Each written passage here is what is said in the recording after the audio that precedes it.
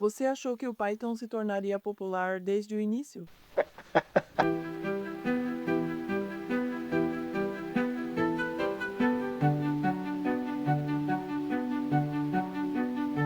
Python contribuiu para tornar o pensamento crítico um pouco mais acessível para cada vez mais pessoas. Você pode passar de 1 a 2 horas aprendendo os fundamentos da programação, e então escrever de 10 a 20 linhas de código que façam algo interessante. A linguagem, a comunidade, o ecossistema, o mercado, tudo isso teve um grande impacto na humanidade. Hoje, acho que é seguro dizer que onde existe um computador, provavelmente existe algum Python. Está literalmente em Marte. O impacto da inteligência artificial, acho que ainda estamos vendo o que será. Python é extremamente importante para isso. Para entender como o Python ficou tão grande, temos que voltar no tempo. Talvez não tão para trás. Tudo começou em Amsterdã, na década de 80, durante meu período no CWI, um centro de pesquisa holandês. O CWI esteve por trás de muitos desenvolvimentos importantes de linguagens de programação, Algo 60 e Algo 68, por exemplo. E Lombert Mertens tentaram ensinar programação para artistas e descobriram coisas sobre programação que são fáceis se você é um cientista ou um geek. Mas para alguém como um artista, essas coisas não eram óbvias porque você precisava saber algo sobre computador. A causa da frustração foi o baixo nível das linguagens disponíveis. Os computadores eram imensamente caros e, comparados a isso, um programador era muito barato. E assim as linguagens de programação foram projetadas com essa relação econômica em mente. Não importava se demorasse muito para programar, desde que não exigisse muito do computador, porque era aí que estava o custo. Olhamos uns para os outros e dissemos, não podemos fazer algo melhor. Não podemos criar uma linguagem que seja fácil de aprender, de ensinar, de usar. Assim, iniciantes conseguiriam entender como programar sem ter que entrar em todos aqueles detalhes confusos de hardware. E foi assim que nasceu o projeto ABC. Um dos membros dessa equipe era Guido van Rossum.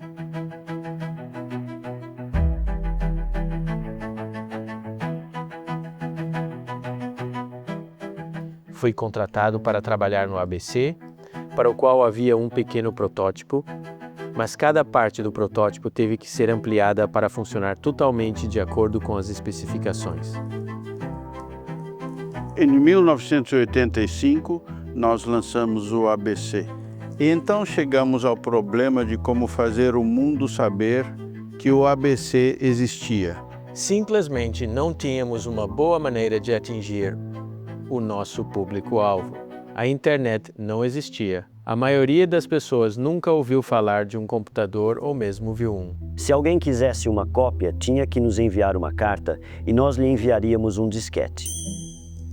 Então, receio que o ABC tenha alcançado pouquíssimas pessoas e, em algum momento, veio a ordem, por motivos que ainda não entendo, de matar aquele projeto. Passei bons 3 anos e meio trabalhando duro nesta linguagem e na implementação para torná-la a melhor possível. Foi decepcionante. Guido foi transferido para outro projeto em sistema operacional distribuído, o sistema Amoeba. Um dos meus trabalhos naquele projeto como programador e não como pesquisador era ajudar a escrever um grande número de aplicativos de usuário. E, na verdade, não achei que para muitos desses utilitários C fosse uma linguagem muito boa. E eu pensei comigo, bem, se pudéssemos programar ABC em vez de C, cada um desses utilitários seria como meia página de código, e eu poderia escrever todo o conjunto de utilitários em algumas semanas, em vez dos anos que parecia que iriam levar. Exceto que o ABC era tão alto e abstrato, não era uma boa linguagem para conversar com servidores, sistemas de arquivos e processos. E é como se toda coisa do sistema operacional fosse abstraída do ABC. Então pensei, realmente deveria haver uma linguagem que preenchesse a lacuna entre C e Shell. E olhamos para Perl e não achamos que fosse bom como linguagem de programação. Era tão ruim quanto o Basic, embora de maneiras diferentes. Então, Python também foi em parte construído como uma alternativa ao Perl. Foi nesse momento que decidi, vou tentar fazer minha própria linguagem de programação. Creio que num feriado de Natal, ele decidiu dedicar seu tempo projetando e construindo uma nova linguagem de programação para o sistema operacional baseada nos princípios que aprendeu durante o projeto ABC. Era lógico começar com o ABC como um exemplo. O recurso mais proeminente que o Python emprestou do ABC é, na verdade, o uso de recuo para agrupamento de instruções. Mas também foi lógico que eu meio que abandonei as coisas do ABC, que eu particularmente não gostava. Foi assim que chegamos ao Python.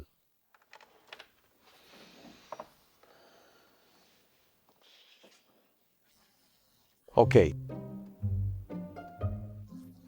Finalmente tive certeza de que o intérprete estava completo o suficiente para mostrá-lo a Lambert.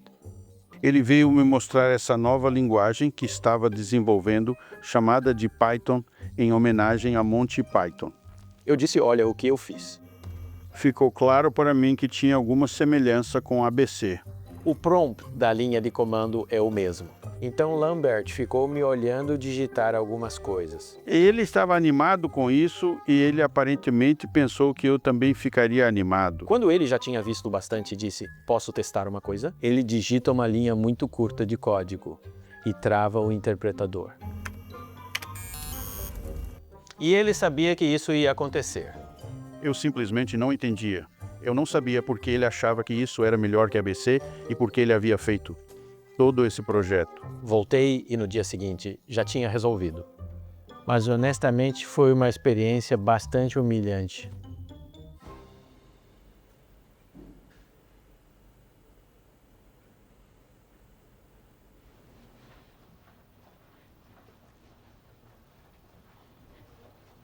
Deve ter sido pelo menos meio ano depois que conheci o Python pela primeira vez.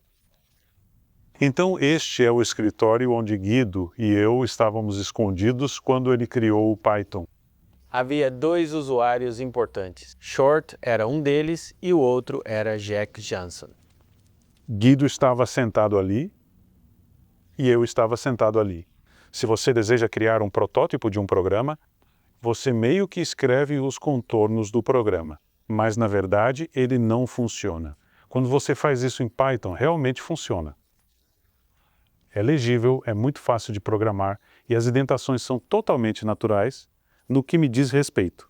Seward e Jack foram os mais ativos no uso do Python. Você encontra bugs, você encontra coisas que você quer estender. E depois de me contar, tudo que eles tiveram que fazer foi dizer, oi, Guido. Foi a primeira linguagem de programação de sistemas interativos reais. Era só sentar, escrever e executá-la imediatamente, sem qualquer compilação. Então era muito mais divertido de usar do que as antigas linguagens de programação, apenas mais lento. Acho que foi principalmente ideia do Jack. No final, enquanto todos trabalhávamos nisso para criar um lançamento de código aberto. O CWI permitiu que Guido distribuísse Python para o mundo, enquanto este aviso de direitos autorais estivesse lá. Eles teriam nos contido se soubessem que seria um sucesso tão incrível. E foi bom que eles não souberam. Ninguém sabia. Eu também não, porque se eles tivessem nos segurado, nunca teria se tornado um sucesso tão incrível. Então tivemos que fazer o lançamento fisicamente, o que acabou sendo incrivelmente difícil, porque a Usenet era a única coisa que tínhamos para lançá-lo.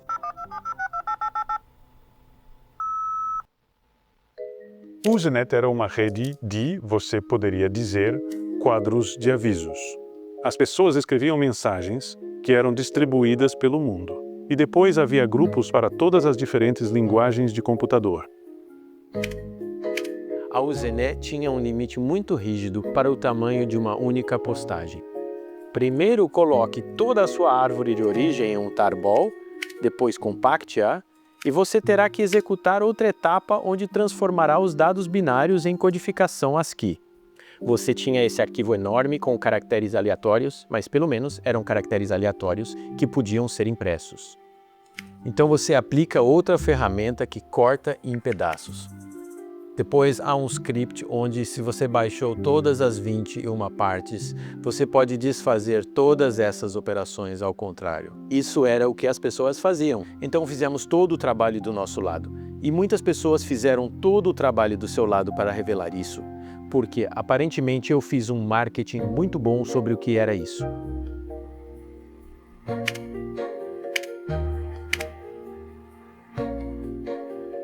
Muito rapidamente comecei a receber feedback por e-mail ou por meio da Usenet de pessoas que fizeram algo interessante com ele, ou que encontraram um bug, e isso continuou chegando. Trabalhamos no Johnson Space Center, então nosso interesse era reunir simulações de voo e ferramentas para os engenheiros de projeto que seriam usadas no programa do ônibus espacial na época. Eu me lembro de precisar de uma linguagem de script para controlar um projeto de biblioteca C em que estávamos trabalhando na época. Não muito depois dessa pesquisa, encontrei a distribuição Python do Guido na CWI. Consegui transferi-lo por FTP, descompactá-lo, compilá-lo e executá-lo em questão de 10 minutos ou mais. Essa foi minha primeira experiência impressionante com Python. 20 anos atrás, um computador que custava $1 milhão e preenchia um quarto inteiro tinha menos capacidade do que um computador desktop de 11 libras. Hoje, com a queda dos custos e o aumento das capacidades, o computador entrou em nossas vidas de forma rápida e discreta. Houve muitas coisas mudando de maneira importante que tornaram a computação particularmente interessante naquela época. Os computadores, de repente, estavam saindo da sala de máquinas e pousando em sua mesa. E então, claro, a web aconteceu. Então tudo explodiu. Depois que a internet chegou à Europa, ficou muito mais fácil distribuir software. Python decolou muito lentamente. Depois havia uma comunidade Python crescente que dava muito apoio, quase como que uma grande família.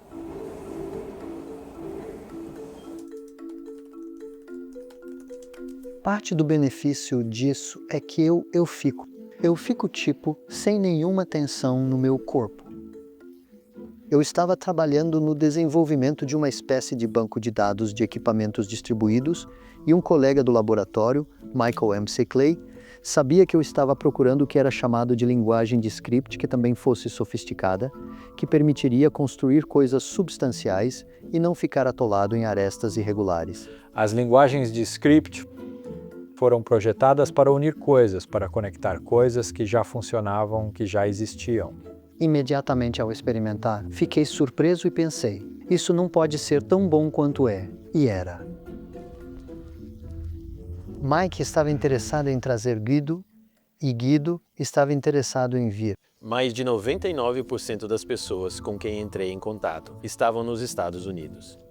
Então Guido acabou vindo, e então Mike, Guido e eu queríamos organizar um workshop para que as pessoas interessadas em Python pudessem se reunir e conversar sobre o que estavam trabalhando e o que achavam que era necessário.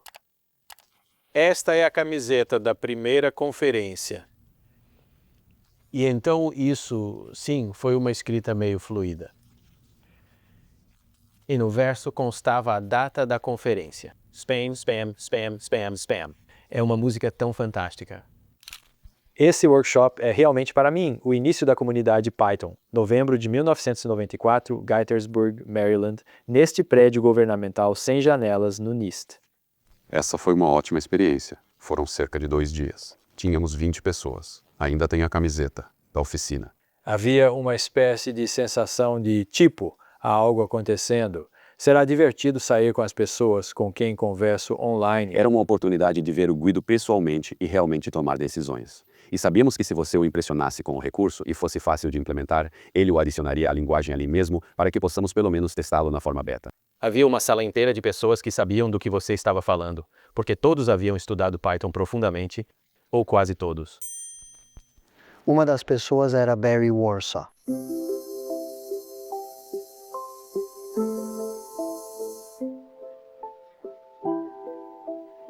Em 1994, entrei para uma empresa, CNRI, Corporation for National Research Initiatives. E estávamos construindo esses agentes de software, pequenos programas que podem se mover para diferentes computadores em uma rede e se recomporem e se moverem para outro lugar e se reconstituírem e fazerem mais algum trabalho. Um amigo meu do NIST me enviou um e-mail e disse: "Ei, sabe, temos um cara vindo da Holanda e ele vai falar sobre sua linguagem." E então fomos ao workshop e nos apaixonamos absolutamente por Python e, claro, por Guido. Mesmo assim, tinha a sensação de que havia algo ali, que havia algo que iria acontecer, que havia potencial. Eu me lembro de voltar ao CNRI e dizer: isso é ótimo, com certeza usaremos Python em nosso projeto. E um dos nossos colegas do CNRI disse: "Bem, o que você acha? Por que não contratamos o Guido?"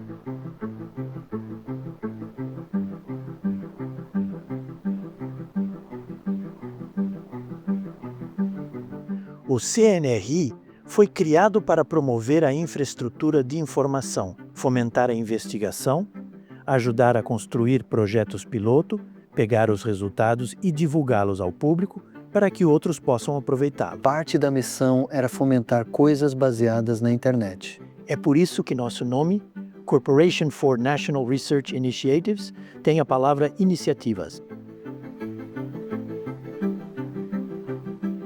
Nós precisávamos ter uma linguagem que fosse mais fácil para as pessoas lidarem do que qualquer outra linguagem tradicional que existia na época. Achei uma foto. Houve uma festa no CNRI anos atrás. Foi provavelmente, eu acho, 1996. E é ele, Guido von Hussel. Sim, eu costumava dizer Guido, muitas pessoas dizem Guido, mas eu disse Guido e tenho certeza que não pronunciei direito. Ele era uma pessoa muito estilosa e um sujeito muito forte. Fui apresentado a ele e parecia que combinava bem, então fiz a oferta de trabalho. Para mim foi fantástico. Não há dúvida sobre isso. Uma das coisas que ele insiste se você quiser que ele trabalhe para você é que ele tenha uma fração de seu tempo, de preferência meio período, se não mais, para trabalhar na linguagem em si. O fato de eles poderem trabalhar em tempo integral em Python, que na verdade o projeto Nobots foi quase mais uma desculpa para me contratar para fazer isso. Eu meio que sinto que nosso trabalho em Python foi um pouco subversivo. Tendíamos a gastar muito mais tempo em Python do que talvez deveríamos. Fui para o CNRI e, como era administrador de sistemas, fui responsável pela configuração do Python.org. Devíamos também ter adquirido o Python.com, embora não pensássemos no Python como uma empresa comercial, porque outra pessoa o adquiriu e o usou para hospedar um site pornográfico estúpido por anos. Tivemos que avisar as pessoas para acessar o .org e não o .com. Foi realmente o local perfeito, eu acho, para fazer todo aquele desenvolvimento inicial do Python e desenvolver grande parte da infraestrutura em torno do Python. Tivemos uma reunião discutindo a criação de algum tipo de grupo de usuários ou organização de software, onde a Python Software Activity foi proposta. Precisávamos de um pouco de governança, um pouco de organização, mas não queríamos muito porque não acho que nenhum de nós gostasse muito de burocracia. E então surgiu a questão sobre como deveríamos chamar o Guido como parte disso. Acho que fui eu quem sugeriu que Guido fosse chamado de ditador benevolente. E então Barry sugeriu um ditador benevolente para toda a vida e isso se tornou um meme da internet, ou na verdade um meme no meio de software. Foi um ditador benevolente vitalício. Dá para achar na Wikipedia. No final, Guido foi o inventor da linguagem e tinha a decisão final sobre se isso vai dar certo ou isso não vai dar certo. Acho que desenvolvi meu próprio estilo durante aqueles primeiros anos. Todas as ideias são bem-vindas, mas escolherei quais ideias considero corretas para adicionar à linguagem. Existem dezenas, centenas de aspectos do Python hoje, em que alguém teve essa visão de apenas adicionar isso ou aquilo ao Python e tudo o que elas podem fazer.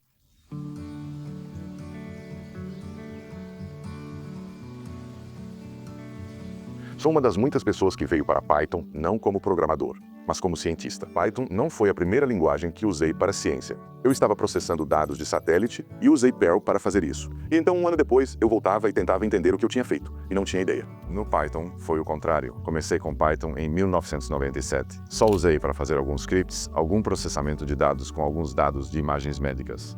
E eu pensei, isso é legal, isso é muito legal. Um ano depois, em 1998, voltei para olhar o código que havia escrito e conseguir ler e entender o que tinha feito. E isso me convenceu de que precisava me aprofundar nessa linguagem.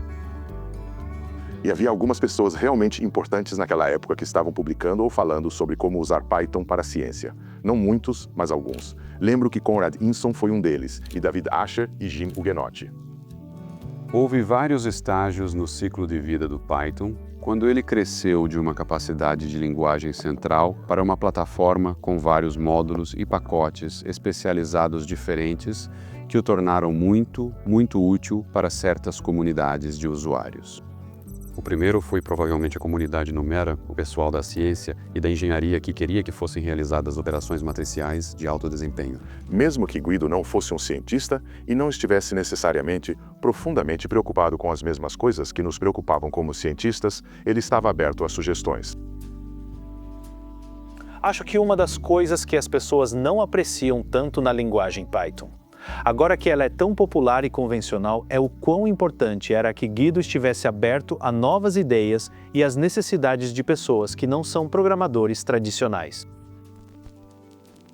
Acho que ele tinha um foco muito claro e tranquilo na compreensão de algumas coisas sobre o futuro que ele construiu na linguagem.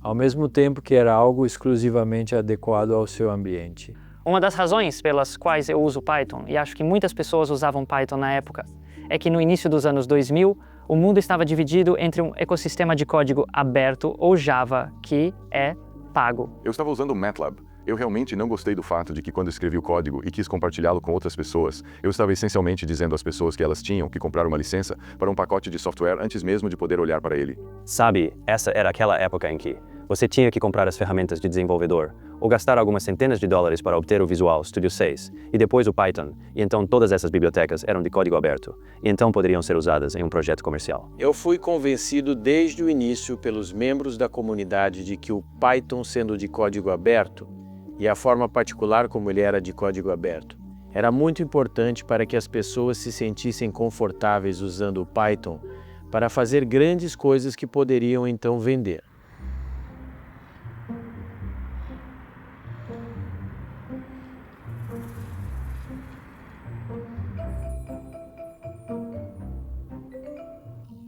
Em 98, o Blender foi publicado na internet. O software era gratuito e você podia comprar algumas coisas em torno dele. Estávamos restritos ao uso de código aberto, então você não tinha muitas opções. Estávamos fazendo uma chamada em nosso site sobre qual é a linguagem de script mais popular que deveríamos adicionar no Blender. Perl era muito grande e Python estava aparecendo, e havia alguns outros. E foi interessante ver que todos que nos aconselharam a usar Perl, uma linguagem de script, mas apenas diziam quão bom o Perl era. E as pessoas que vieram mais com experiência em Python e disseram que Python seria a melhor escolha, elas vieram com uma opinião equilibrada. Eles disseram, ok, Perl vai te dar isso e isso e isso, e Python vai te dar outras coisas. E para equilibrar tudo isso, recomendo que você use Python. E só por esse motivo escolhi Python. Só porque as pessoas eram mais legais.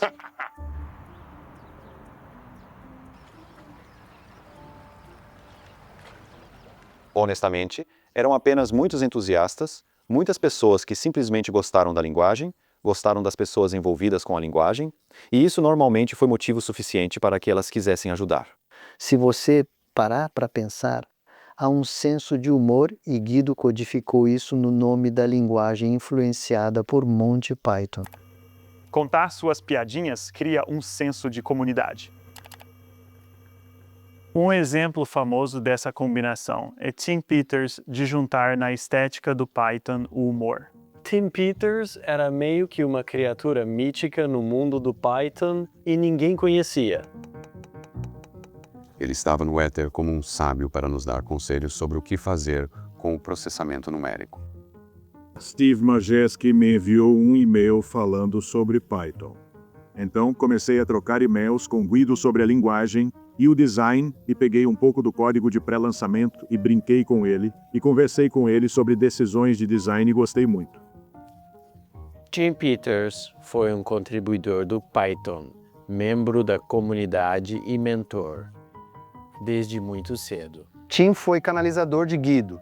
Ele tinha um jeito realmente único de dizer: acho que o Guido vai gostar disso, ou não acho que o Guido vai gostar daquilo. Há um poema chamado Zen do Python, que é um poema parcialmente humorístico e parcialmente sério sobre a estética do Python.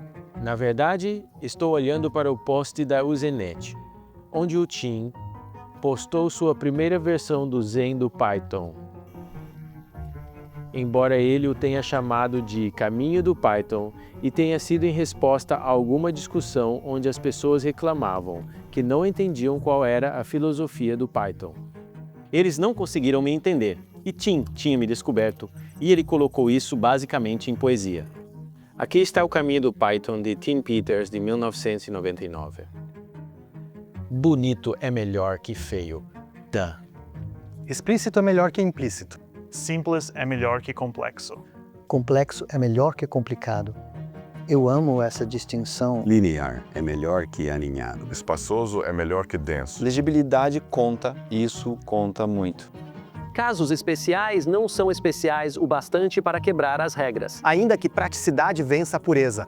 Erros nunca devem passar silenciosamente, A menos que sejam explicitamente silenciados. Diante da ambiguidade, recuse a tentação de adivinhar.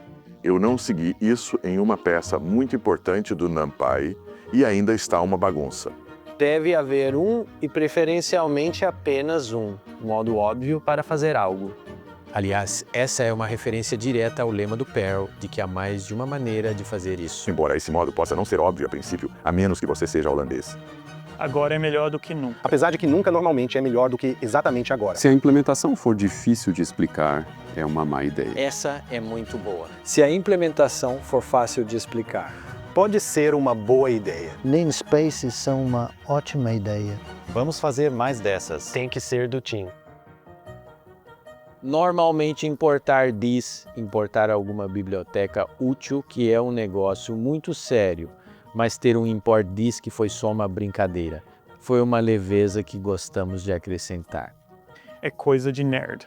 Porque se você é um gigante corporativo criando uma linguagem de programação, alguém provavelmente vai lhe dizer que você não pode colocar um poema bobo em sua linguagem de programação.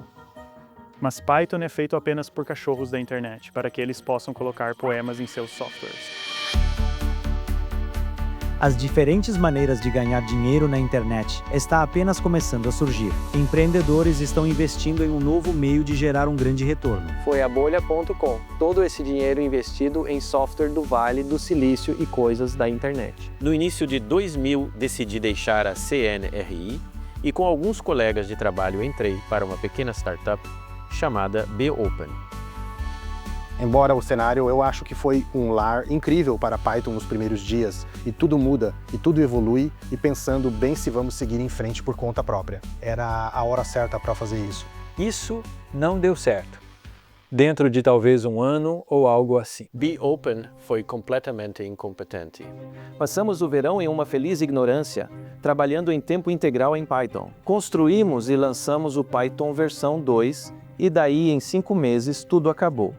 Recebíamos nossos salários a cada 2 semanas. E daí, em outubro, não mais. Foi um momento em que a coisa ia ficar feia.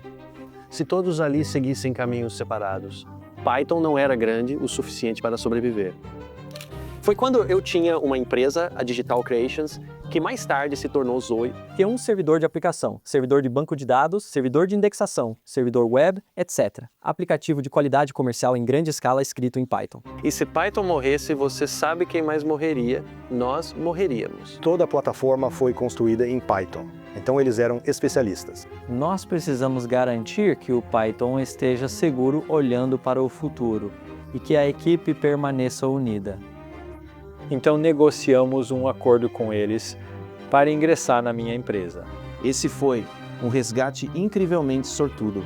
Sentíamos que realmente confiávamos neles e acreditávamos no que eles estavam fazendo e no que queriam fazer com Python e para o Python. Este é um lugar do qual tenho realmente orgulho. Em retrospectiva, foi um ponto realmente crítico na vida do Python. Acho que se tivéssemos escolhido errado ou tentado dizer, assim, vamos atacar sozinhos de qualquer maneira, nunca se sabe. Mas não tenho tanta certeza de que Python teria sobrevivido a esse momento de sua vida. Sim.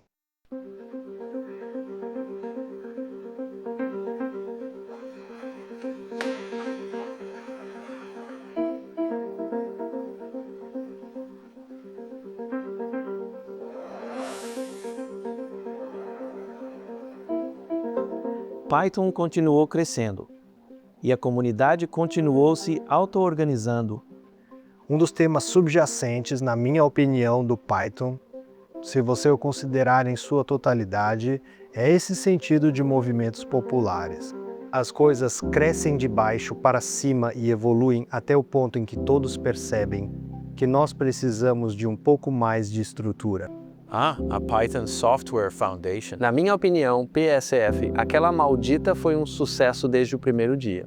Isso surgiu de uma das preocupações que tínhamos ainda lá na BOpen, na verdade. Então, o CNRI escreveu uma licença para Python e colocou seu nome nela, e o BOpen copiou uma versão dessa licença e colocou o nome BOpen nela. Havia a preocupação de que, em algum momento, eu pudesse acidentalmente acabar trabalhando para uma empresa que tentasse se apropriar do Python. Percebemos que realmente precisávamos de uma organização que fosse independente, que não ficasse atrelada ou em dívida com nenhuma empresa, seus caprichos e seus advogados, e que realmente mantivesse os usuários da linguagem Python. Como seu primeiro e principal cliente, podemos colocar dessa maneira. E então a mágica aconteceu quando entramos no PyCon, que é talvez o terceiro banquinho do milagre do Python.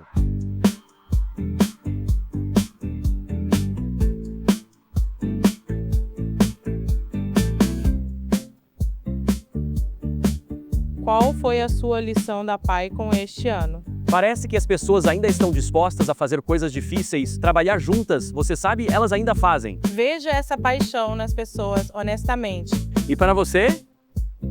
Para mim, definitivamente, conhecer pessoas que faz um tempo que não me encontro. Isso é legal. Só de estar ali com eles. Você tenta andar? Sim. No outro lado tem umas 10 pessoas que você quer ver no meio, tipo, pare, quero falar com você. Eu sei. Pablo e Yuri se apresentaram como bananas. E então Lucas fez a pergunta vestido de banana. E então o Guido entrou vestido como uma banana também. Obrigado pelo que você faz pelo PSF. Por favor, não desista. Continue fazendo isso para sempre. Levante a mão se você ama a web. Levante a mão se você lidou com front-end React. Levante a mão se quiser voltar. Não, voltar para Python?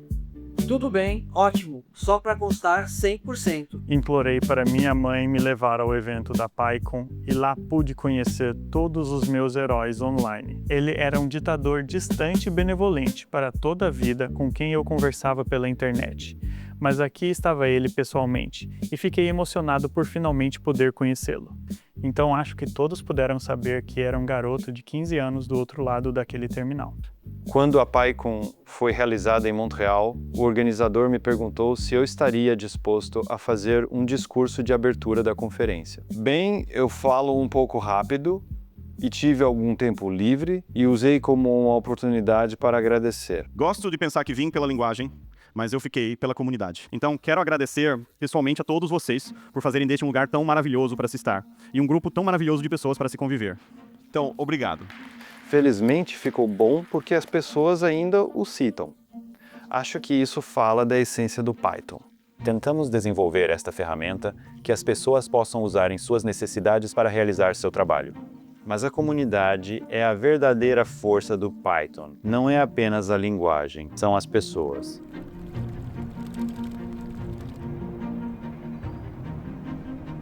Estava crescendo constantemente.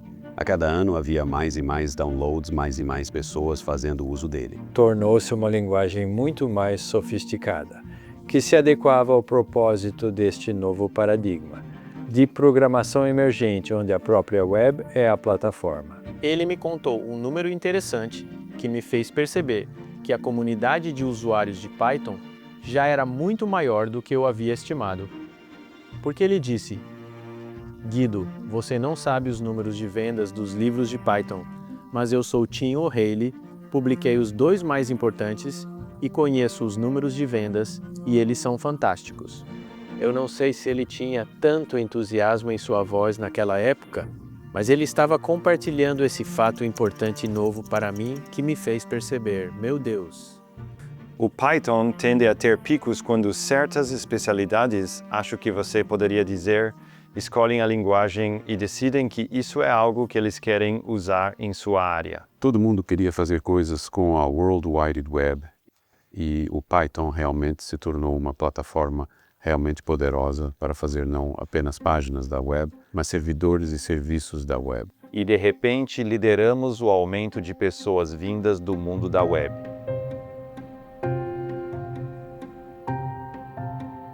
Acho que o Dropbox foi uma das primeiras empresas a começar a construir em Python e alcançar milhões de usuários. Sou Drew e vou mostrar um rápido tour pelo Dropbox, que é uma nova forma de armazenar e compartilhar arquivos online. O Python era amplamente visto como uma linguagem de script que você executa no back-end, ou talvez em um ambiente acadêmico ou científico, mas não realmente para software de desktop de produção que você enviaria para milhões de pessoas. Mas comecei a escrever em Python e esperava que nenhum dos obstáculos me explodisse completamente. Você pode desenvolver programas muito mais rápido em Python porque é uma linguagem de nível superior e muito limpa e fácil. E assim podemos ser muito mais competitivos do que outras empresas que escrevem em Java, C ou Perl.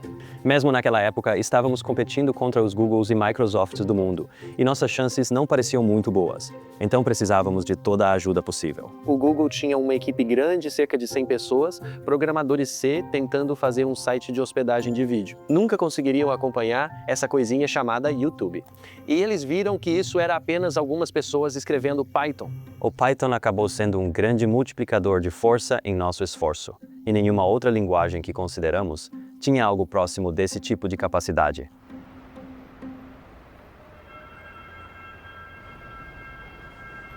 O fato de que a ciência de dados, de repente, se tornou algo que você tinha que fazer, combinado com o fato de que o Python estava bem posicionado para fazer coisas de ciência de dados, significou o fluxo de uma grande quantidade de novos usuários do Python.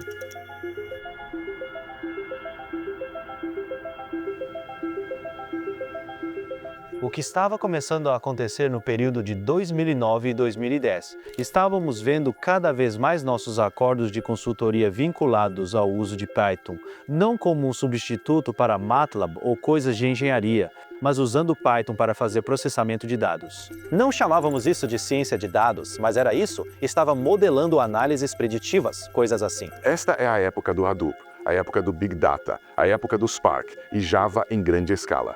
Estávamos começando a fazer muito mais trabalhos de consultoria no setor financeiro.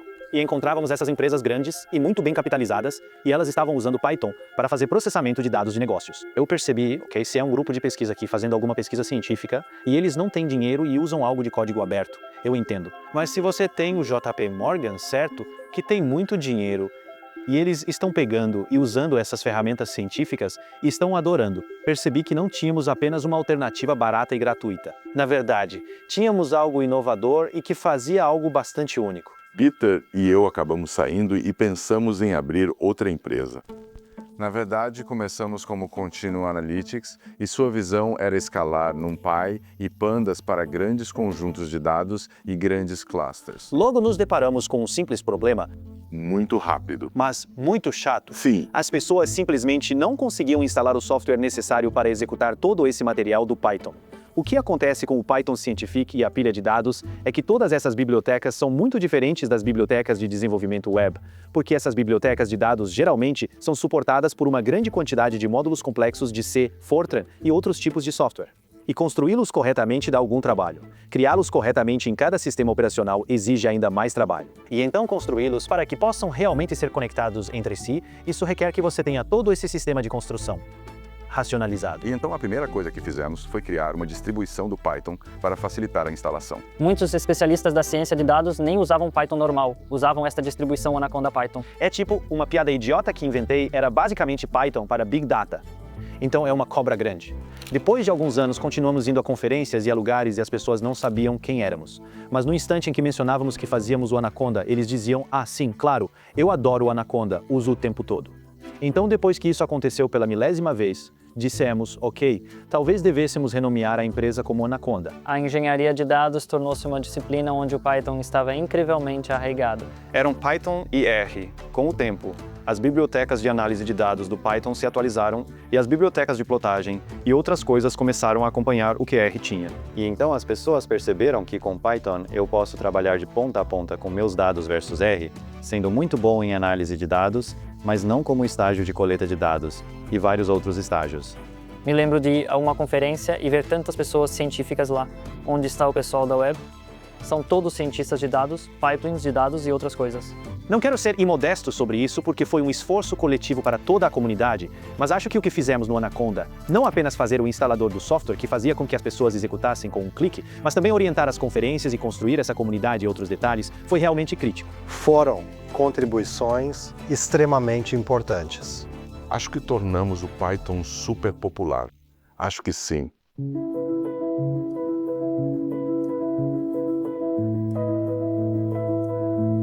Me lembro de ouvir de um amigo meu que Guido van Rossum estava trabalhando no Google e que quando pensei nele, tipo, espere, sim, Guido, acho que trabalha em uma empresa normal. Eu não me lembro das circunstâncias exatas, mas acho que fui apresentado a ele, ou apenas talvez. Acho que talvez apenas enviei um e-mail para ele dizendo, ei, grande fã do seu trabalho. Tipo, basicamente como uma carta de fã. E ele respondeu e almoçamos. Tipo, ele é um herói meu. E ele foi totalmente amigável e acessível. E nessa conversa foi revelado que o Dropbox foi inteiramente escrito em Python, tanto o cliente quanto o servidor. E isso foi emocionante. Ele estava interessado no que estávamos fazendo com Python e acho que estávamos ampliando a linguagem e o tempo de execução de maneiras interessantes. Ele se aproximou de mim novamente e disse, ei, gostaríamos muito que você trabalhasse para nós. E então, para minha surpresa e alegria, ele acabou se juntando à equipe do Dropbox, o que foi super emocionante para todos nós. Fiquei lá por 7 anos. Fizemos coisas mais importantes para Python do que eu fiz durante 7 anos no Google. Acho que ele teve um grande impacto no resto da equipe. Sabe, aqui está alguém que é um dos ícones da computação. Mas você nunca saberia disso apenas pelo jeito que ele aparece no escritório todos os dias, e acho que deu um ótimo exemplo em termos de ser super humilde, curioso e amigável. Sabe, é difícil para mim pensar em alguém que tenha tido mais impacto com ego inferior. Vamos começar com a primeira placa do Python. Esse era o meu carro quando eu morava na Virgínia e havia uma opção no formulário. Você quer ver? Aqui vou pegar a outra também. Você quer uma placa personalizada? E eu ainda consegui pegar Python na Virgínia, mas na Califórnia Python tinha sido usado há muito tempo. Alguém no Vale do Silício provavelmente tem uma placa Python em algum lugar. Então o melhor que consegui foi Py3K, que até achei bem legal. Tornou-se cada vez mais popular e as pessoas começaram a pensar em falhas na linguagem. Havia muitas ideias circulando pela comunidade central de desenvolvimento, mudanças que você poderia fazer na linguagem que as pessoas achavam que seriam grandes melhorias. O único problema com eles era que quebrariam o antigo código Python. Algumas dessas coisas provavelmente nos escaparam um pouco em retrospectiva. Lançamos o Python 3.0 em dezembro de 2007. Me lembro porque, na verdade, estava estagiando com Guido na época. Estávamos dando às pessoas cerca de 5 anos, eu acho, para fazer a transição. e todos acharam isso extraordinariamente generoso. O mundo estaria totalmente em Python 3 em apenas alguns anos. Isso é melhor para a linguagem a longo prazo. Vamos lá, a comunidade sempre vem conosco. Achamos que acompanhariam essa jornada. Fomos muito ingênuos sobre isso e eles nos fizeram saber disso. A comunidade disse, não vale a pena, cara. Não faça isso. Não vai funcionar. Isso incluiu alguns indivíduos muito notáveis na comunidade.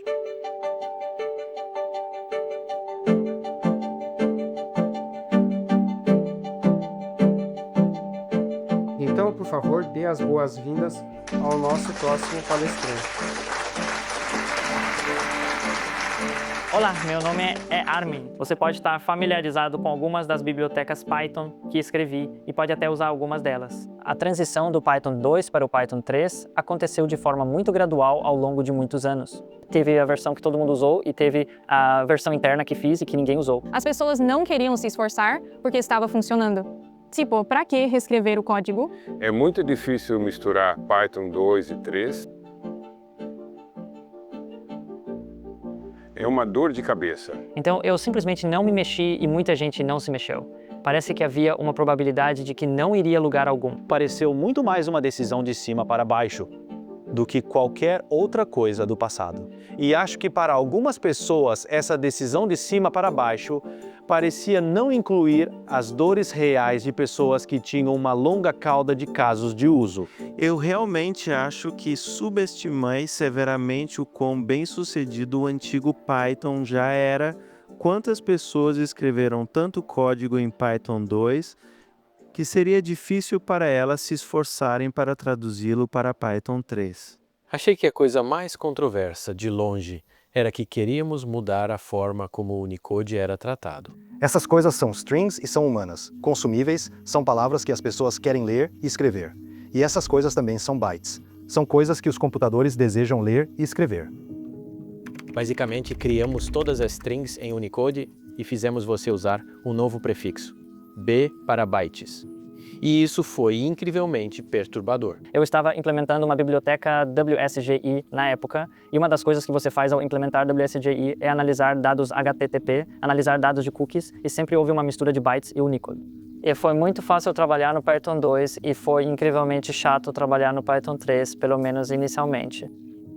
Realmente não havia uma maneira de converter seu código Python 2 para Python 3. As ferramentas não existiam. Comecei a escrever posts sobre isso. Achei que da maneira como o Python 3 funcionava, simplesmente não conseguia ver sentido.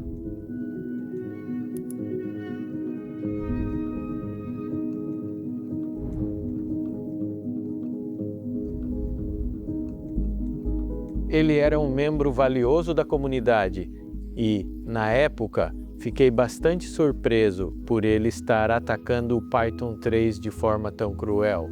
Provavelmente fui ainda mais negativo do que apropriado, mas o Python funciona muito bem e investi muita energia nele. Fiz parte da construção de frameworks web e de todas essas bibliotecas. Por que estamos estragando tudo isso com essa mudança que nem trouxe tantos benefícios? Eu não tinha percebido quantas pessoas já tinham enormes bases de código, ou estavam a caminho de construir enormes bases de código. A consequência foi que tive que iniciar o projeto no Dropbox. Tivemos um longo caminho para migrar. Muitos milhões de linhas de código Python 2. 5 milhões de linhas de código somente no servidor, e mais 1 milhão para o cliente. Acontece que essa era uma pilha muito grande de código para transformar na época, e então tivemos que inventar maneiras engenhosas de fazer isso em partes.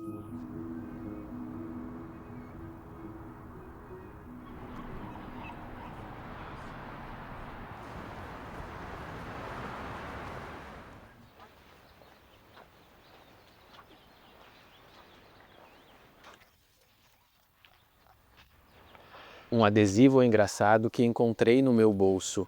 Há uma ferramenta de construção chamada Basel. É uma espécie de versão congelada do Python 2. Então aqui o adesivo diz, após se reeducar, inimigo do povo. Python denunciou a sua classe burguesa, renunciou às noções formalistas como completude de Turing e começou uma nova vida como cidadão Starlark. Esse é especialmente um exemplo do humor de Benjamin Peterson. Tive a sorte ou o infortúnio, dependendo de como você vê, de ser o gerente de lançamento do Python 2.7 por uma década inteira. Tivemos que ajustar nossos planos para Python 3 e Python 2, para que houvesse uma série mais longa de lançamentos, onde houvesse novas versões do Python 2 e novas versões do Python 3.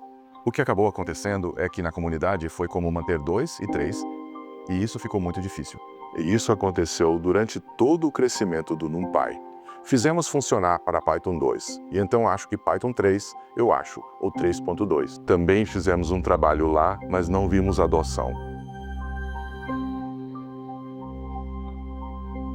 Sabíamos que ia demorar muito, sabíamos que ia ser doloroso, mas há luz no fim do túnel.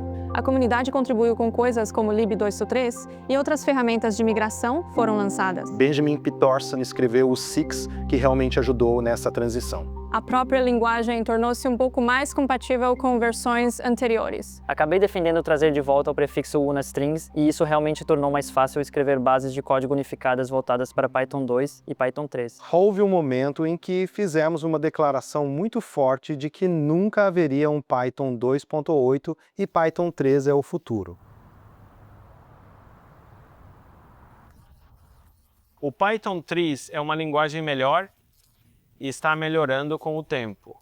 Python 2, por outro lado, é uma linguagem excelente e permanecerá exatamente como é. Por muito tempo, houve muitas medições de quanto uso do Python 2 existe, quanto uso do Python 3 existe. Acho que na PyCon de Portland, mais ou menos quando começamos a ver 50-50. Depois que o 3.4 foi lançado, ele adicionou alguns recursos que eram interessantes para as pessoas, recursos que elas queriam. Para mim, Python 3.4 era realmente Python 3.0. E então 3.5 foi um marco ainda maior. Esse foi o que obteve ampla adoção do Python 3. E quando o Python 3.5 foi lançado, ficou claro que o Python 3 funcionaria.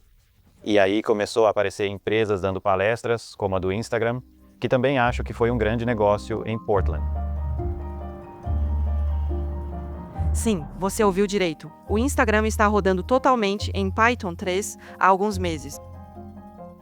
Todo o processo de implantação de produção demorou, eu diria cerca de 9 a 10 meses, e acho que foi a maior do Python na época. Ela deu uma palestra muito boa e completa, explicando por que eles fizeram isso. Duas coisas, tipagem e async. Como eles fizeram isso? Limpamos todas as bibliotecas que não estão fazendo a migração do Python 2 ao 3. Como você deve fazer Testes de unidade. O que aprenderam durante o processo. Na verdade, também tivemos alguns bons ganhos de desempenho depois da nossa migração. Parecia justificado. Que pelo menos houve grandes empresas que dedicaram tempo para fazer tudo certo e converter todo o seu código para Python 3, e foram capazes de fazer isso com sucesso. Foi definitivamente bem recebido. Muitas pessoas disseram que também queriam migrar, mas não estavam recebendo o tipo de suporte que minha equipe ou minha empresa estavam nos dando. E agora posso trazer isso de volta para a minha gestão. E isso realmente deu às pessoas confiança na migração para o Python 3. Parece que seu Instagram pode fazer isso, por que você não faz? O Instagram está obtendo benefícios, novos recursos e código mais rápido. Por que você também não quer esse benefício?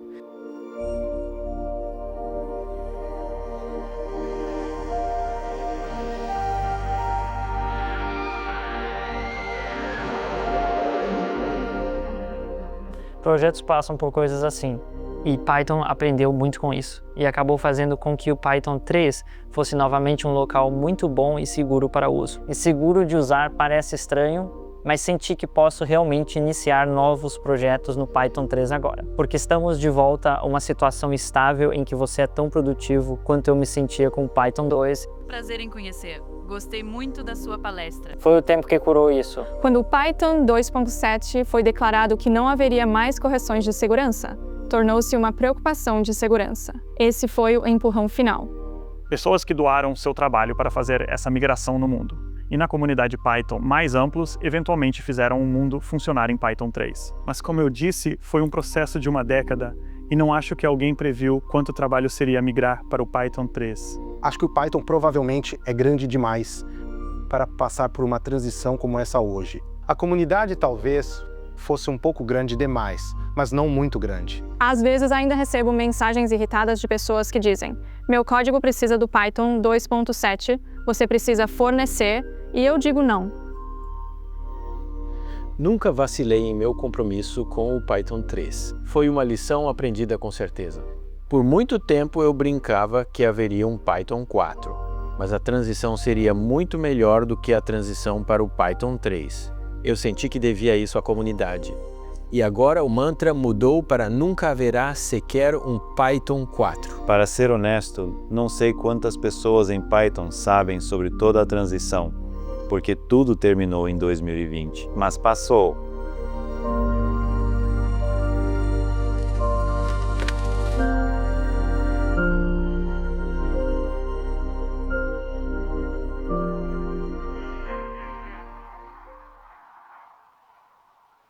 Ok, agora vamos para o armário.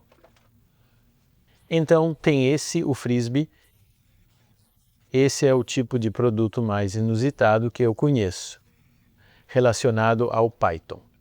Agora, aqui está uma camiseta significativa. Diz que Python é para meninas. Recebi isso anonimamente pelo correio lá no Google. E até hoje não sei exatamente qual era a intenção do remetente. Eles nunca se revelaram, pelo menos não para mim.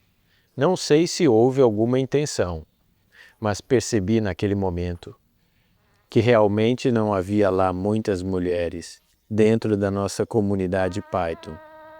E a comunidade também descobriu isso e corrigiu para a conferência Python.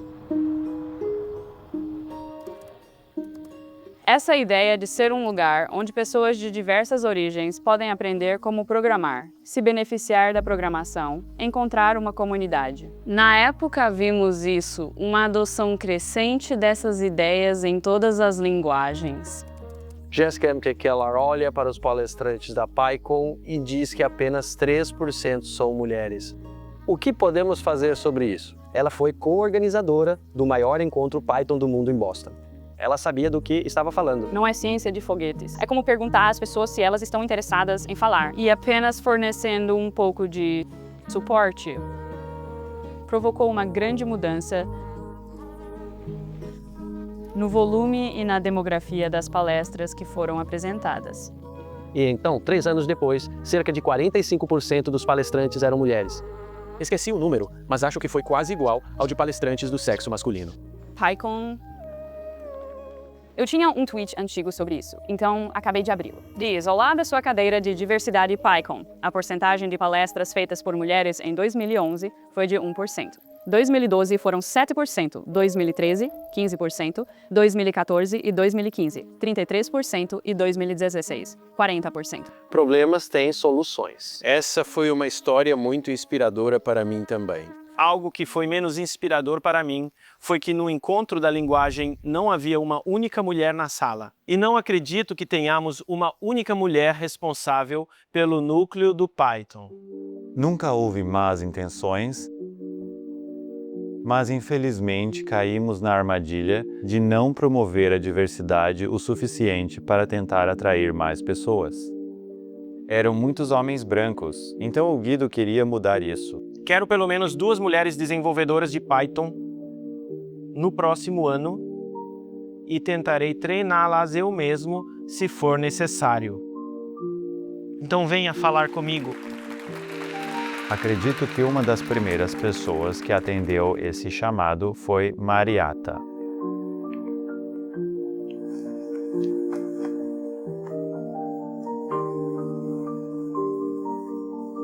Mesmo sempre tendo sido apaixonada por tecnologia e programação, eu também sempre senti que esse não era um ambiente acolhedor para mulheres. Meus colegas que cursaram ciência da computação são em sua maioria homens.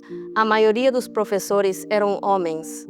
E no trabalho, a maioria dos meus colegas de trabalho eram homens. E eu simplesmente não tinha exemplos ou modelos de mulheres tendo sucesso na indústria de tecnologia. Um dos meus colegas de trabalho foi para a PyCon. Ele viu que naquela conferência existe uma comunidade chamada PyLadies. e eu senti vontade de conhecer.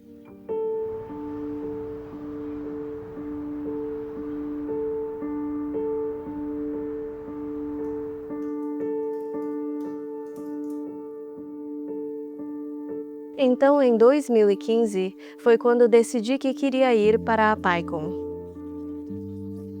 Nesta conferência, vejo muitas mulheres palestrando e apresentando. Na minha conferência técnica anterior, todos os palestrantes eram homens, todos os palestrantes principais eram homens. Então, isso foi realmente diferente. Um dos palestrantes principais dessa mesma conferência foi Guido Van Hassen. Olá a todos. Fico feliz em ver todos Quero vocês. conhecer e ver o criador da linguagem de programação Python. E eu tentarei treiná-la sozinho se for necessário. Eu ouvi essa palestra, mas naquela hora simplesmente não achei que fosse algo que eu pudesse fazer. Eu nem estava contribuindo para a comunidade Python. Eu não contribuí de forma alguma para o código aberto. Eu só pensei, tenho certeza que eles encontrarão mulheres no próximo ano.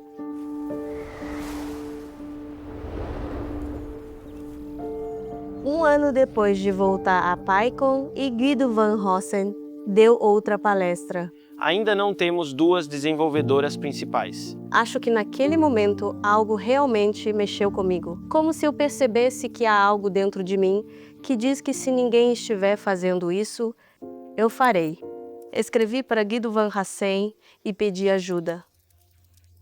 De alguma forma, eu me senti muito assustada. Eu simplesmente não sentia que merecia a orientação de Guido Van Hassen. Então hesitei muito em enviar este e-mail para ele, mas no final percebi que queria tentar. Foi aí que eu senti que esta era uma grande oportunidade para mim e apertei o botão.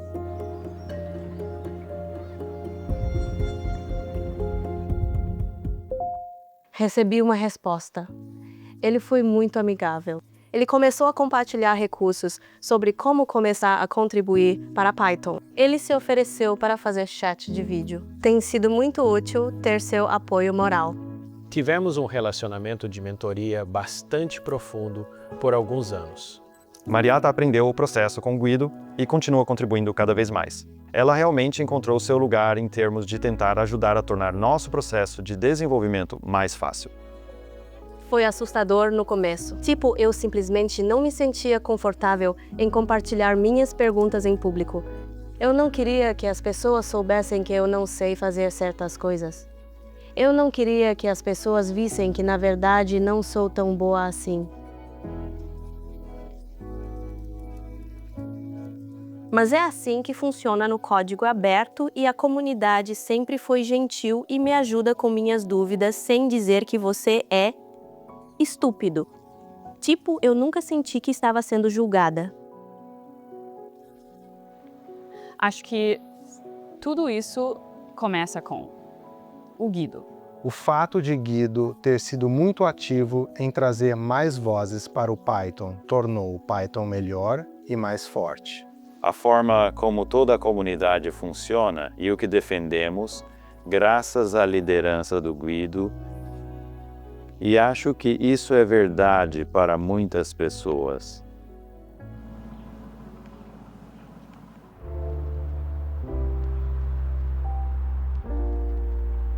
Cerca de 7 meses depois de começar a entrar em contato com Guido, fui recomendada para me tornar uma desenvolvedora principal do Python.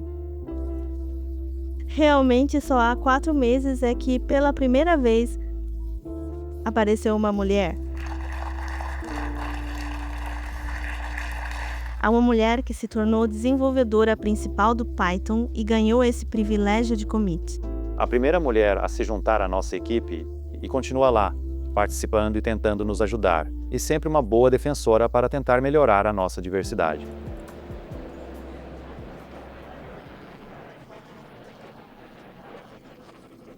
Minha vida realmente mudou depois disso. Muitas oportunidades se abriram só porque sou desenvolvedora de código Python.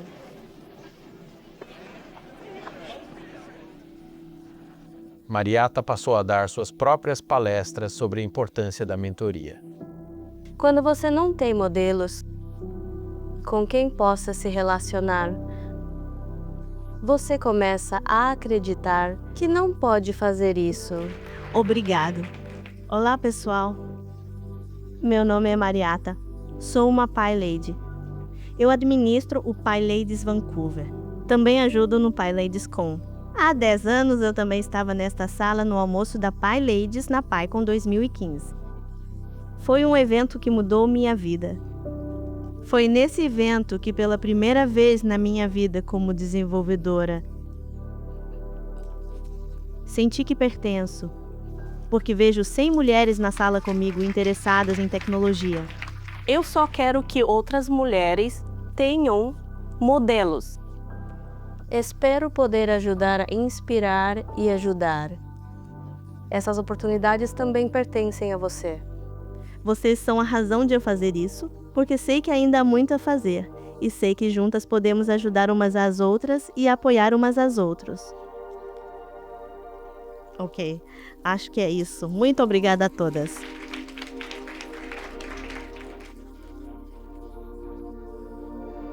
Eu fico cada vez mais impressionada com a capacidade da comunidade Python de ter uma reflexão e um diálogo respeitoso e real sobre como conseguir administrar a si mesma e como avançar de uma forma que considero tão exemplar e inspiradora, como que tendo uma visão do que é possível em relação a outras comunidades, e eu quero dizer isso de maneira bem sincera.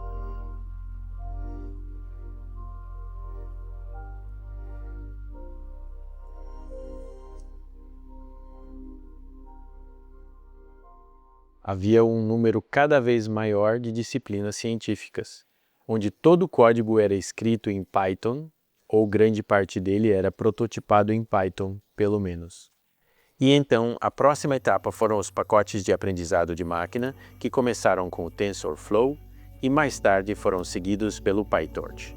Por muito tempo, o Python foi visto como uma linguagem de script em que você faria apenas pequenas coisas necessárias para automatizar e não código pronto para produção. E então não recebeu muita atenção e agora o AI/ML meio que mudou as coisas, onde agora é um impulsionador de negócios. Atrai pessoas que não são exatamente programadores profissionais, mas usam software para suas tarefas. Existem algumas outras linguagens, como R, nas quais você pode fazer coisas interessantes, mas Python é realmente o ideal para AI e ML atualmente.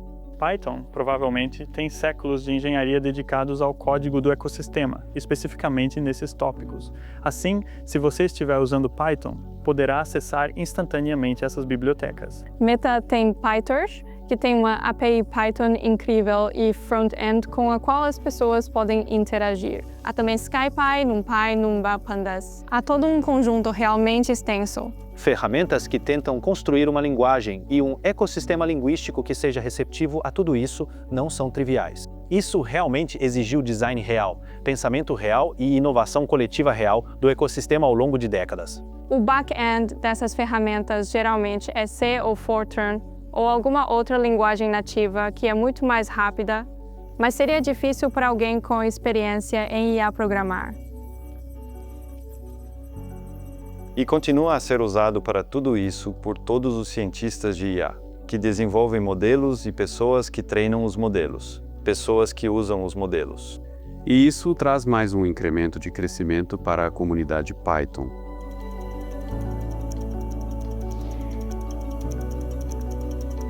Python é uma linguagem fantástica, mesmo que você não seja um cientista.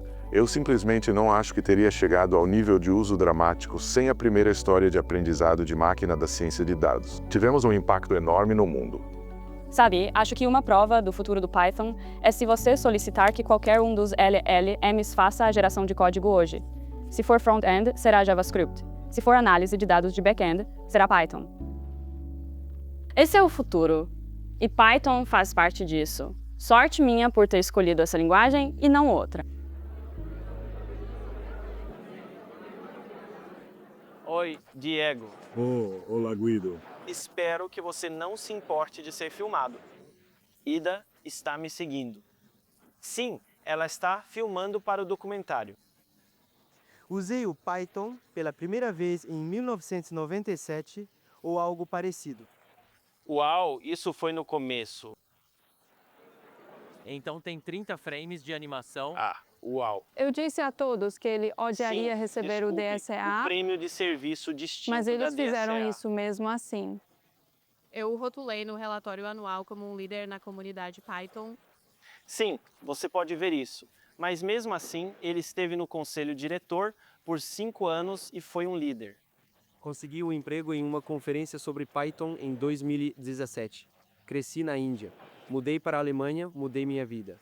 Então acho que meu Python mudou muitas coisas para mim.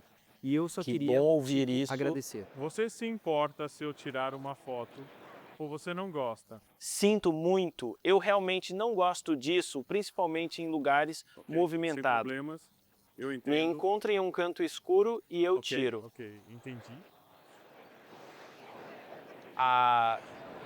Eu sempre me considerei o baixista do Python, o que é ótimo. Sabe, você pode fazer muito, pode se divertir e os holofotes não estão em você, e eu adoro isso. Não consigo imaginar ter esse tipo de atenção sobre você por tantos anos.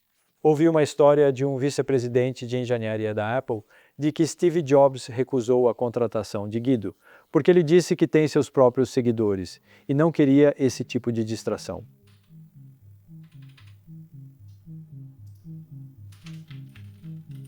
Python sempre foi uma linguagem que mudou. Nunca fomos uma daquelas linguagens que diz que se você escrever código nesta versão do Python, ele será executado para sempre com qualquer nova versão da linguagem. Simplesmente nunca fomos essas pessoas.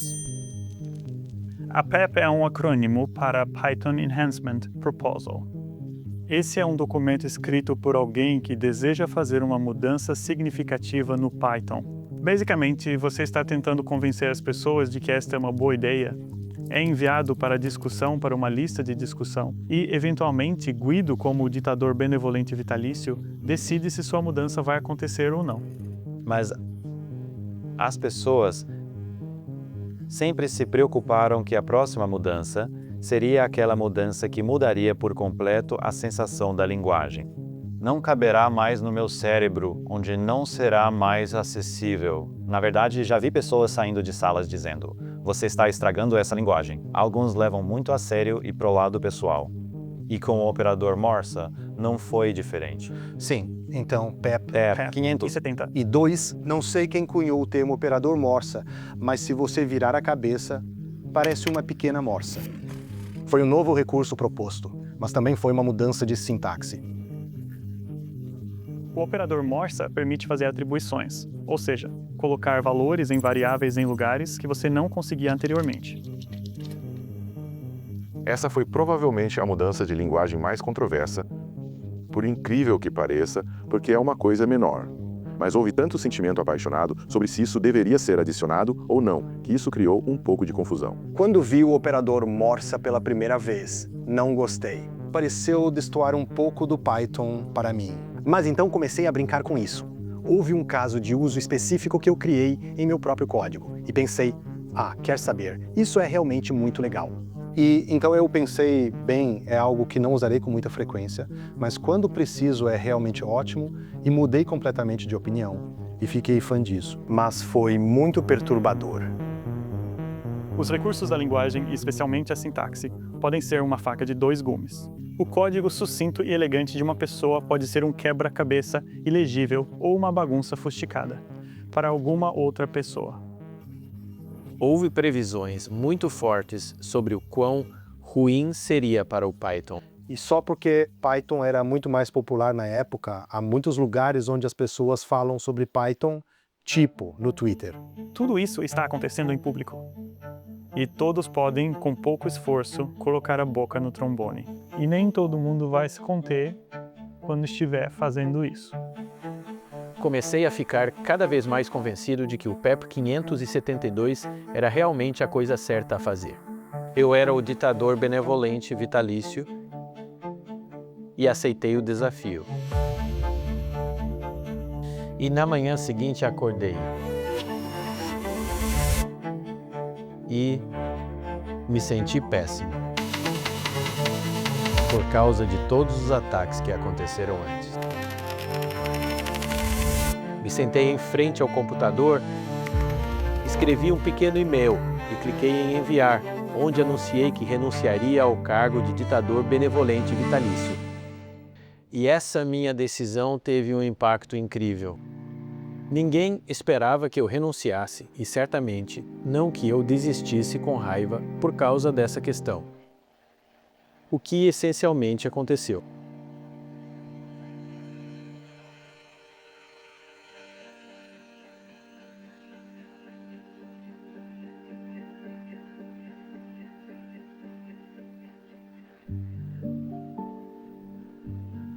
Transferência de poder. Agora que o PEP 572 acabou, não quero nunca mais ter que lutar tanto por um PEP e descobrir que tantas pessoas desprezam minhas decisões. Gostaria de me retirar totalmente do processo de decisão. Basicamente, estou me dando férias permanentes de ser ditador benevolente. E todos vocês estarão por conta própria, eu não vou nomear um sucessor. Então o que vocês vão fazer? Criar uma democracia, anarquia, uma ditadura, uma federação. Ainda estarei aqui, mas estou tentando deixar todos vocês descobrirem algo por si mesmos. Estou cansado e preciso de uma longa pausa. Foi isso. Não tinha parado para ler, achei que ficou muito bem escrito. Gosto de dizer que largou o microfone. Ele disse, estou fora, terminei, vocês continuam. Então foi um choque completo e total para mim. Sim. Fiquei muito triste com isso. Eu gostaria que ele tivesse se aposentado em melhores circunstâncias. Senti que precisava dar um passo para trás para me recuperar. Acho que muita gente realmente sentiu pelo Guido que ele poderia ser levado a esse ponto. Tipo, talvez nós o decepcionamos para permitir a vitória sobre essa mudança no Python. Sabe, que ela fosse implementada, alguém com quem nos importamos até aquele ponto. Todos nós percebemos que foi como uma ocasião importante ou como uma mudança significativa que você colocaria uma marca em sua linha do tempo, no livro de história, na história do Python, porque foi executado no modelo ditador benevolente durante toda a sua existência. Então ficou um pouco de incerteza, tipo, isso pode funcionar sem a orientação do Guido. Meio que pareceu hora de dizer, é hora de você crescer e descobrir por conta própria. Não vou resolver esse problema para você. A primeira ordem do dia era decidir como decidir. E alguns têm opiniões muito fortes sobre sistemas de votação. Programadores adoram discutir isso. Me lembro de pensar, isso não tem como funcionar. Haviam muitas vozes fortes. É realmente difícil quando você tem centenas de desenvolvedores principais e milhares de pessoas online e milhões de pessoas na comunidade e provavelmente bilhões de dólares em software executado em Python. Você não pode pensar nisso porque definitivamente é intimidador. Admito que foi estressante. Eu tive que ir ao otorrino porque, na verdade, estava começando a engasgar com a própria saliva por causa do estresse. Não foi divertido, porque como seria se não conseguíssemos decidir o futuro do projeto? Nós realmente resolvemos isso. Como engenheiros nerds que somos. Era Python, então escrevemos um monte de PEPs. Não queríamos nos apressar, porque sabíamos que era uma mudança para sempre. Mas também percebemos que o mundo estava observando. E não gostamos da ideia de não saber se essa linguagem sobreviveria daqui a um ano ou não, porque não conseguimos parar de brigar sobre como nos administrar. As pessoas defendiam diferentes tipos de modelos. Acho que teve um que foi tipo, vamos escolher outro ditador benevolente, porque é com isso que nos sentimos confortáveis. Então houve vários tipos de comitês e conselhos, e acabamos optando pelo comitê diretor de 5 pessoas. Bom dia, PyCon. Muito obrigado por se juntar a nós. Então, seja bem-vindo ao nosso painel com o Python Steering Council. Como são 5 pessoas, você não tem o mesmo problema. Como se todo o estresse e a responsabilidade de tomar essas decisões recaíssem sobre uma pessoa. Na verdade, senti que fazia sentido estar naquele primeiro conselho diretivo, visto que não havia mais sentimentos tão esgotados ou atacados para proporcionar alguma continuidade. Você sabe como é quando seu filho vai para a faculdade. Alguns de vocês podem ter experiência com isso, talvez não estejam mais envolvidos diretamente na vida deles, mas nunca param de se preocupar. E é assim que me sinto em relação ao Python no momento. E é por isso que eu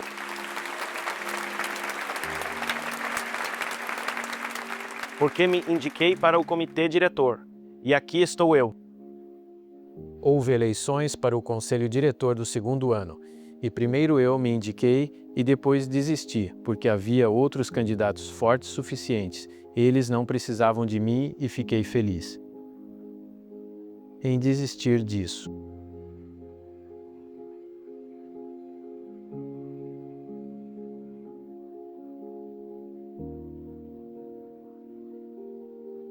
A legitimidade que advém da substituição surgida na comunidade é essencial para que ela seja aceita. Isso veio de nós, então é aceito por nós. Funciona. Acho que funciona para nós agora.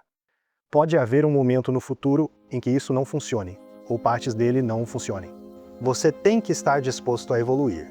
A mudança é a constante universal do universo, e por isso as coisas sempre mudarão, e você tem que estar pronto e disposto a se adaptar às mudanças.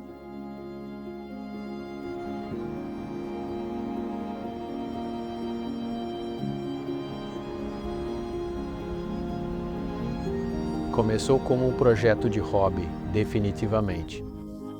Acho que provavelmente queria provar algo para mim mesmo mais do que qualquer coisa. Superou todas as minhas expectativas mais loucas e realmente continua superando. Eu ouço constantemente pessoas cujas vidas foram completamente mudadas pelo Python, e isso criou essa comunidade incrível, que também foi uma espécie de bônus completo sobre todo o resto que eu tinha antecipado. Esta comunidade que tem, tipo, uma conferência massiva todos os anos e conferências menores em todos os continentes, eu acho, exceto na Antártica. Houve uma das conferências sobre Python, onde havia alguns milhares de pessoas na plateia. Eu me lembro de olhar em minha volta e dizer: é alucinante. Foi nesse exato momento que eu tive plena certeza que havíamos alcançado algo importante, algo que fez a diferença na vida das pessoas e no mundo. Python acabou sendo muito mais bem-sucedido do que qualquer um de nós pensava, exceto Guido e sua equipe. Acho que eles sempre acreditaram que esse era o futuro e, claro, agora é uma das linguagens de programação mais populares, se não a mais popular do mundo. Ele passou 2 semanas e o Natal de 1989 escrevendo uma linguagem de programação, porque achou que seria divertido. Tipo, quem teria imaginado que isso seria algo que mudaria a vida e também o mundo? Acho que tem sido ótimo para o mundo. Acho que fez as pessoas sentirem que podem entrar na programação quando nunca pensaram que poderiam, tornou a programação acessível às pessoas. Faz literalmente parte do jardim de infância até o ensino médio em todo o mundo e está em Marte graças a ser usado como uma linguagem de script para processar o paraquedas do pouso do Perseverance Rover. É difícil pensar em algo que não tenha sido tocado por algum código Python em algum lugar. É incompreensível. É uma linguagem importante, é uma linguagem popular, é uma linguagem vibrante e relevante hoje, tanto quanto foi no passado e acredito que tanto quanto será no futuro. Os programadores daqui a 30 anos estarão assim, sabe? Ainda estou usando Python, assim como hoje as pessoas ainda usam Fortran e C e C++, e essas são linguagens antigas. Scheme, Lisp, essas são linguagens antigas. Então, sim.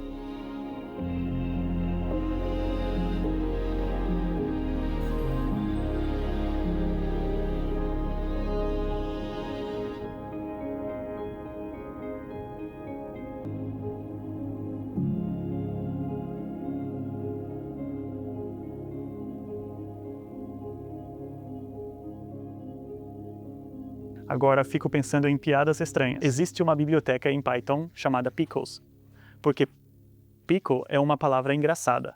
A documentação costumava ter uma nota de rodapé sobre como você deveria imaginar Guido e Jim cheirando picles.